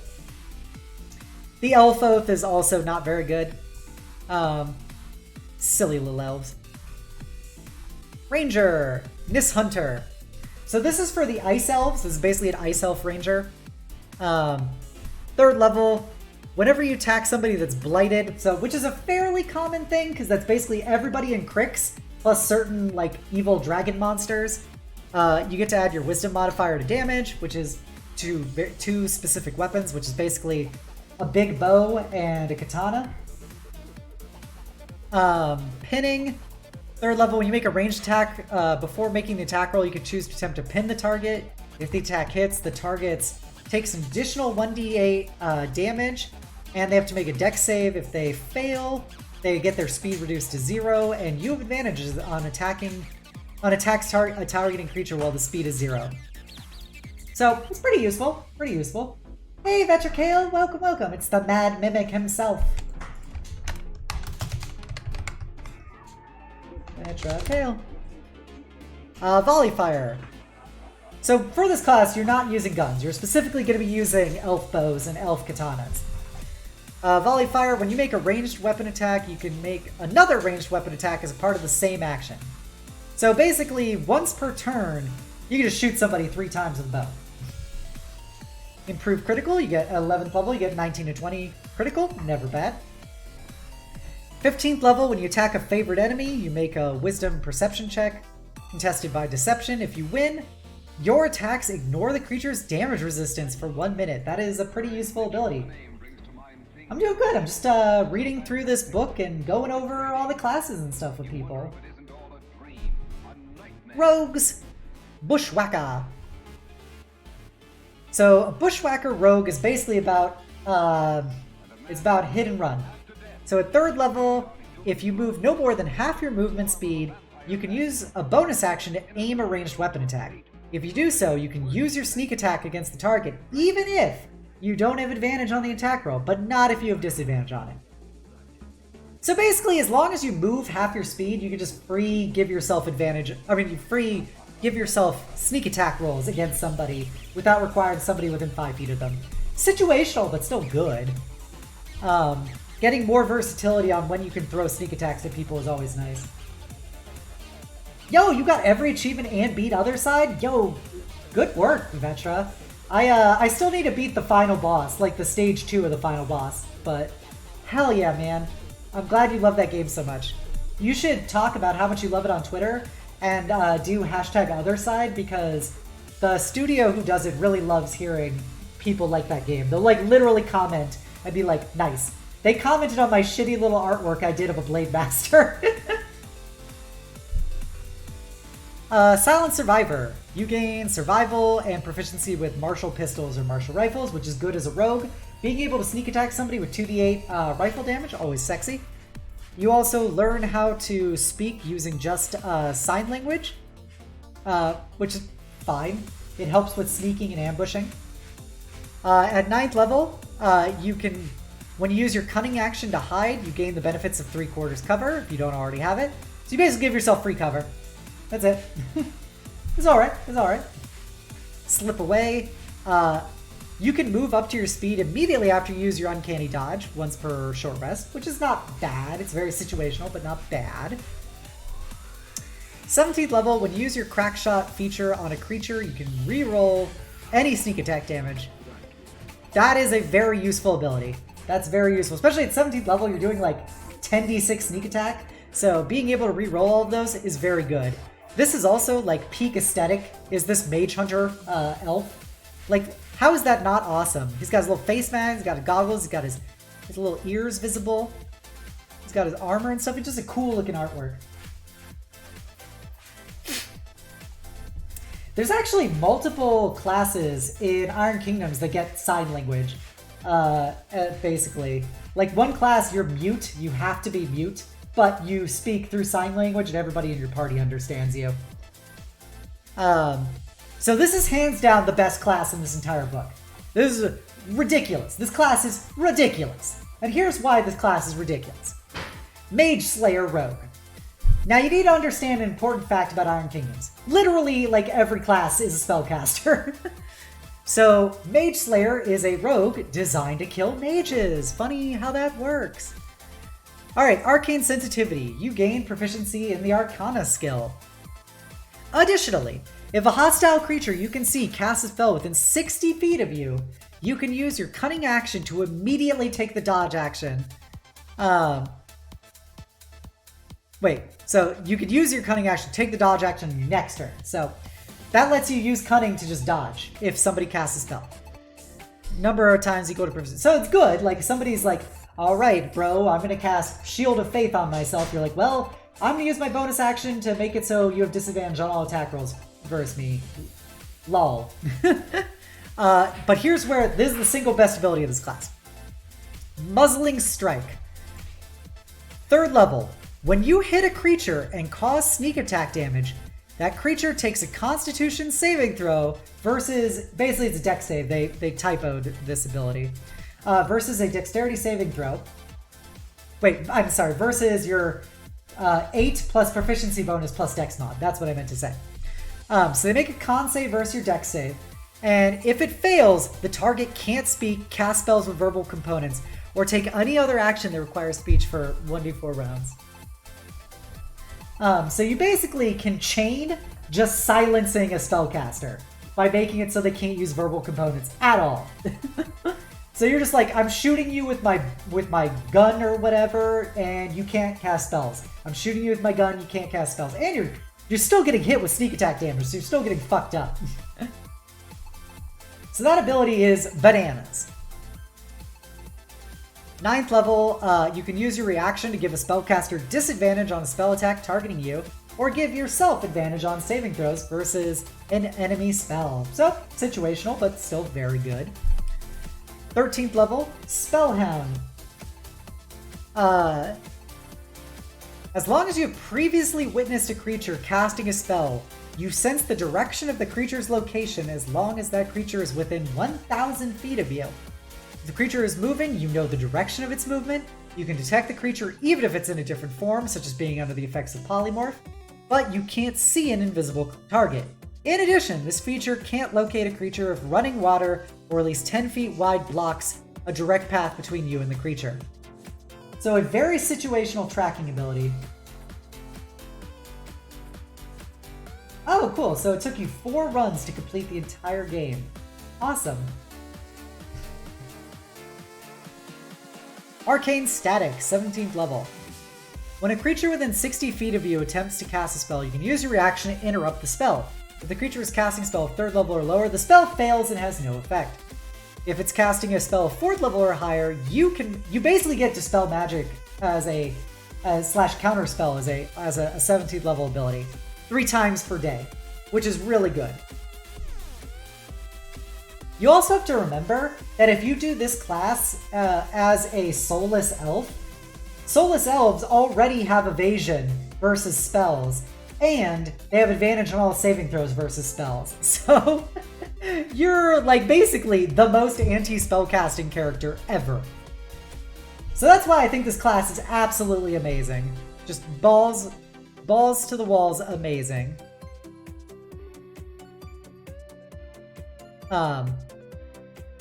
Sorcerer Origin, Iceforge. Look at that sexy ice elf in her leather pants and fur cloak. So being an Iceforge is basically you are an ice sorcerer. So you gain some new spells. You gain basically a bunch of ice-oriented spells. You also get proficiency with smith or leatherworking tools, and you get double value on anything you craft. It's very situational, very kind of useless. Shaped by Winter. Starting at 6th level, you can spend a sorcery point to change any spell's damage to cold. Additionally, when you cast a spell that deals cold damage, you add your charisma modifier to 1 damage roll of that spell. it's a nice little situational ability since your whole thing is themed off of cold damage. So making any spell do cold damage gives you a lot more versatility. Top 10 tips and tricks the Mage Guild doesn't want you to find out. You won't believe number 3. Forging Tempest, 14th level. You can use an action to either add an additional 3d8 cold damage on weapons allied creatures have that you have created, or grant a +5 bonus to the AC of any allied creature wearing armor you created. So, if you make the gear for your party, you get to give them big buffs, which is a very cool support action, and actually gives some RP justification for your character handcrafting equipment to give to the other members of the party. 18th level, as a bonus action, you can immediately attune to any weapon or armor you personally created. This does not count against the total numbers of items you have attuned. You may cast spells and armor you have personally created. Additionally, as a bonus action, you gain advantage on your next attack roll with a weapon you have personally created. Each of these features can be used once and can be regained after a short rest. Any armor you are attuned to that you've personally created grants you immunity to cold damage. Pretty nice, pretty nice. Yes, you can be Elsa, finally. We're not going to talk about Warcaster, but Luna would probably appreciate this elf Dilf dual-wielding gunblades. They're pistols with literally like fucking swords on the back of them. Which actually, historically, is a perfectly valid type of weapon. People did take these kind of like flintlock weapons and have axes and clubs and stuff on the handle. But we're not going to go into it because Warcaster is complicated to explain and it's not very good in my opinion. So that elf also looks like a cool dude. See, we got a fucking double barrel rifle with an axe as its bayonet. Pretty Chad for the dwarf one.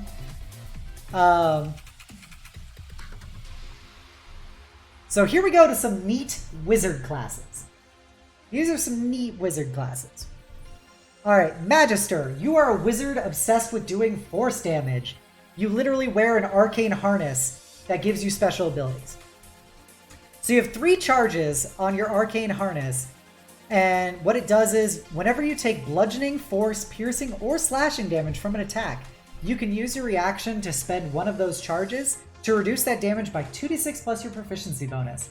That's a really nice, just like totally free support ability. Also, because you're probably not going to use your reaction for a lot of things. Additionally, so your second level, you gain the force harness, and that harness automatically counts as an arcane focus, so you always have it. Additionally, here's also something pretty Chad. You can use your harness to ignore verbal requirements of any spell that has somatic components.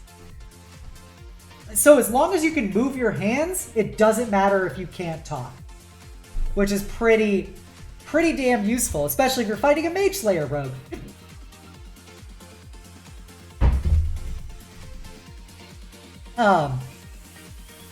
In addition, you gain intimidation because you're a big spooky guy with a force harness on his body. Second level, Force of Law. When connected to the harness, each gauntlet counts as a melee weapon that does 1d6 force damage on a hit. A medium or smaller target hit by your unarmed strike must succeed on a strength saving throw or be pushed up to 5 feet away from you. If they fail by 5 or more, the target's also knocked prone. In addition, you learn the magnetic bond cantrip, and it doesn't count against your other cantrips. So you're a wizard that can punch people for 1d6 force damage. That's pretty baller. You don't need fucking loser melee weapons, you're just punching people with force damage. 6th level, Field Battery. As a bonus action, you can use your spell slots to recharge your harness at a cost of 1 spell per charge. You can also reverse the flow, drawing from your field strength to replenish your spell slots at a rate of 1 charge per spell level. So that gives you really good versatility. For either giving yourself the damage reduction or giving yourself your spells back. As a wizard, you're probably going to use giving yourself your spells back more. Wizard cast Punch! In addition, you learn the Whip Sap spell. At 10th level, you learn how to discharge your harness's field in a blast of kinetic force. You can spend 1 charge from your Arcantric harness to project kinetic force in a 15-foot cone as a bonus action. Each creature in the area must make a strength saving throw. A creature takes 3d6 force damage on a saving throw or half as much on a successful one. Additionally, a large or smaller creature who fails is pushed 5 feet away from you and not prone.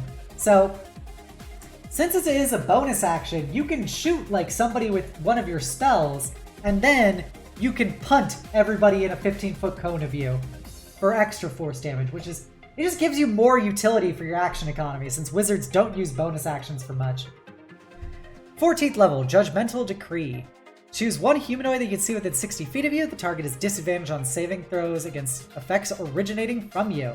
So for 1 turn, you could just make somebody at disadvantage for all of your spells against them.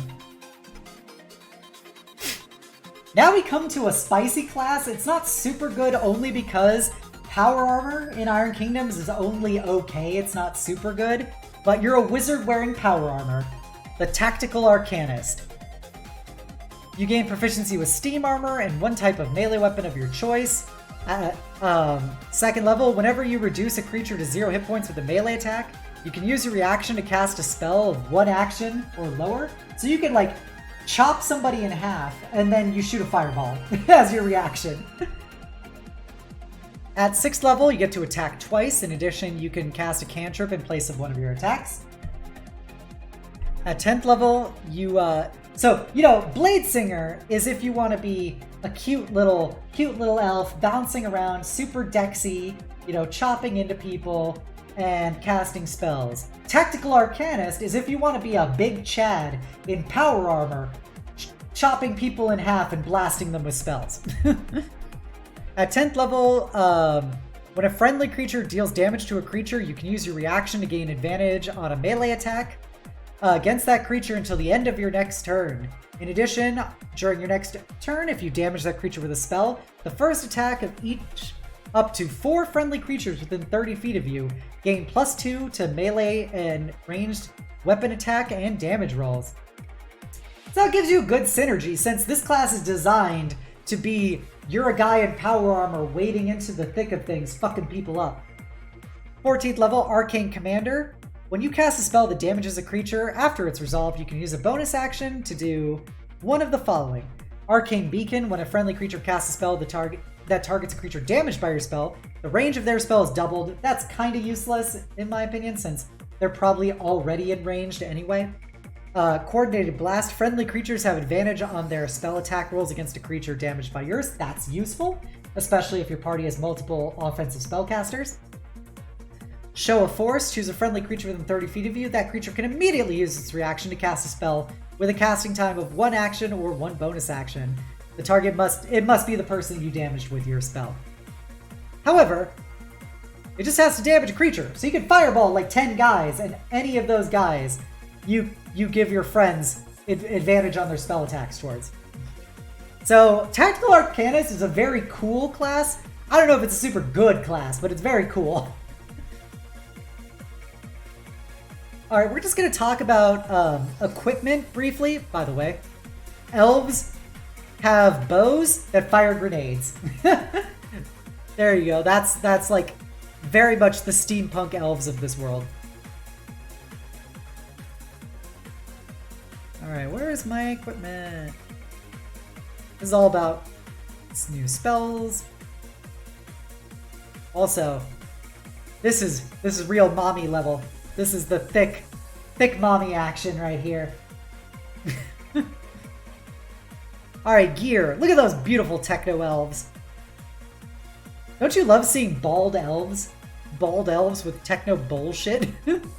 These are their mecha that they're giant robots that they command.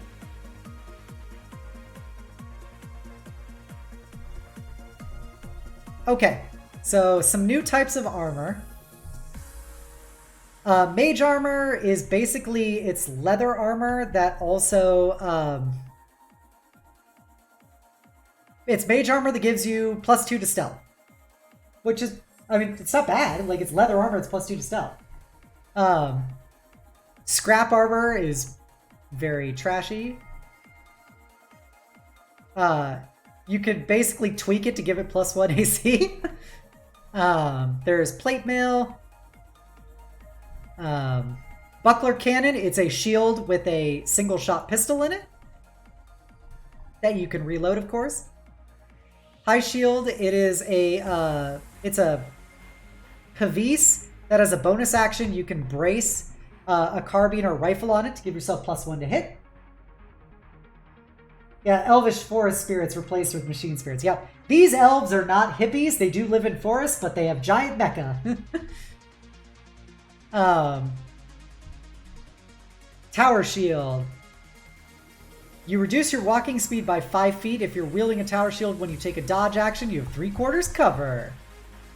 So it's just basically you're a slightly tankier person if you use a tower shield. I don't think it's super useful. All right, so some neat guns. We have a harpoon pistol for Scarth, our resident pirate. Long rifles, the pig iron, which is basically like a really trashy fucking carbine. A caber. You could literally use a giant block of wood as a weapon that does 2d12 bludgeoning and has a thrown property of 20 feet. The Vulge, 2d6 slashing. Hooked Greatsword does 1d12 slashing. Nis Curved Halberd does 1d10 slashing. Finesse. It's a finesse heavy reach weapon, which is very good. Here's a Finesse Greatsword, because all the Nissian stuff gives you finesse, so you're basically designed to use what other people would use as like traditional martial weapons. However, they're all finesse, so you can be a dex build for them, which is good. Steam Drill. A mortar, a hand mortar. The Arcantra Cannon is cool. It's a sniper rifle that shoots literally concentrated magical energy. A Barrage Arquebus. Sword Cannon, in honor of Luna. This is a rifle gunblade. It is a rifle gunblade. It is a great sword that is also a gun. Heavy rifle. Lance Cannon. It is a lance, like a cavalry lance, but it's also a gun. Rocket launchers. We love our rocket launchers in this house. Yarny would approve. Slugger is literally a machine gun, so it's a machine gun. And then a Vortex Cannon is also a magic big-ass gun. So if you choose to use a caber, you're bashing somebody for 2d12 damage. That also pushes them back 5 feet after being hit by a thrown caber. It's such a silly weapon, but also kind of obnoxiously powerful when you think about it. Fire Breather is a flamethrower. Hooked Greatsword, you basically can pull down cavalry people with it. Yeah, very Monster Hunter.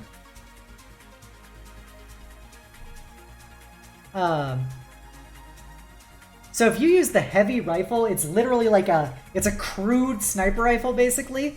Attacks made with this weapon have disadvantage unless you're prone, because you have to set it up. However, it produces a line of 100-foot long, 5-foot wide shot, and each creature within that line takes damage on a hit.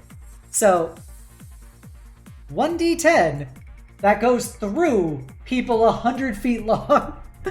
pretty obnoxious. Now we come to the coolest, the Stormfall Greatbow. It's a longbow that shoots grenades. So we come to the special grenades. Here we go. Your warheads. You've got a cloud of fog that makes they have to make a Constitution saving throw or take 2d6 poison damage for a minute. Bramblethorn, so you put down an AoE that does 2d6 piercing damage to anybody in that area, and it becomes rough terrain, which is cool, because you got your big shrapnel grenade. Ember Storm, you shoot down a grenade that does 2d6 fire damage to the whole area and lights it on fire. Star Strike, you can throw down a grenade that deals 2d6 radiant damage, and anybody in the AoE can be blinded until the end of their next turn. So yeah, that's I really like the Stormfall Great Bow. I feel like you could do a very cool build with that as a character. You're like, yeah, I'm an archer, proceeds to shoot grenades at people. And the fucking bow normally does 1d12 damage. But it takes you have to do a reload action for it. That's the downside. Whew, so there you go. We walked through all the classes, all the races, as well as some of the gear, some of the spicy gear to be specific. Yeah, this is a cool book. Has a lot of cool classes and stuff involved in it. I only just realized my window doesn't go all the way to the bottom of my frame. Cringe. I'm sorry for all of you who had to witness this gap in my display window. I think there's a lot of really cool classes from this book that can be taken for other D&D campaigns because they just give so much new utility to existing things, like the healing monk, like the spellcasting barbarian, the cavalry barbarian, like all these things, you know, some really cool, like nifty new ways to play. Mage Slayer, obviously. The Cold Sorcerer is fun for being like a smith crafting kind of sorcerer. I could see playing like a Goliath, who's one of the Cold Sorcerers, who's like got a connection to frost giants and he loves to make gear for his party. Or you could be like a chili dwarf, just a chili con queso dwarf. But yeah, so it's really cool. I hope you guys enjoyed this this read along. I'm gonna hop on over.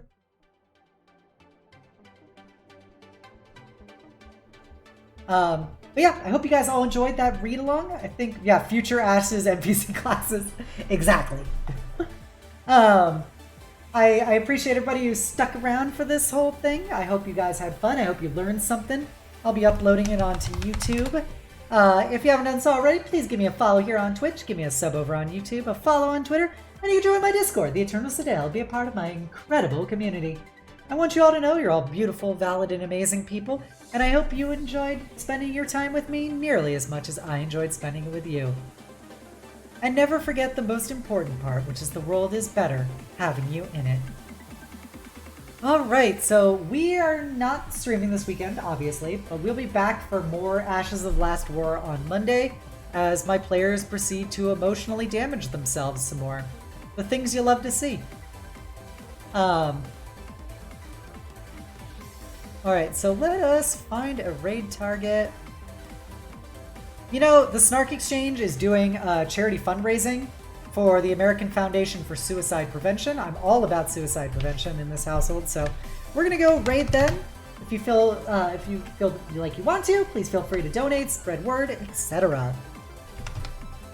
And why Snark Exchange?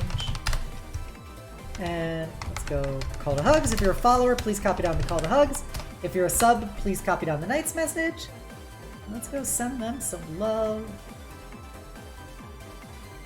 I gotta close. Seahorse.